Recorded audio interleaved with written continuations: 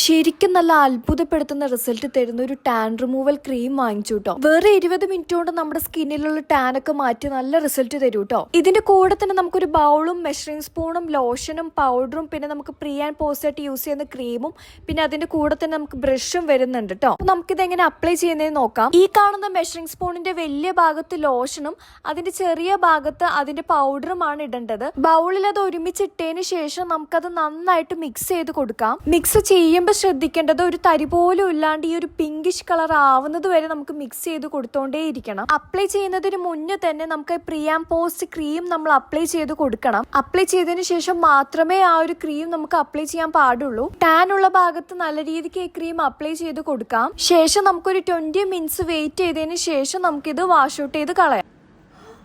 നിങ്ങൾ തന്നെ കണ്ടില്ലേ, ശരിക്കും നല്ലൊരു റിസൾട്ടാണ് ഞങ്ങൾക്ക് കിട്ടിയിട്ടുണ്ടായിരുന്നത്. അപ്പൊ നിങ്ങൾക്ക് ഈ ഒരു പ്രൊഡക്റ്റ് വേണമെന്നുണ്ടെങ്കിൽ കമന്റ് ബോക്സിൽ ലിങ്ക് എന്ന് ടൈപ്പ് ചെയ്താൽ മതി.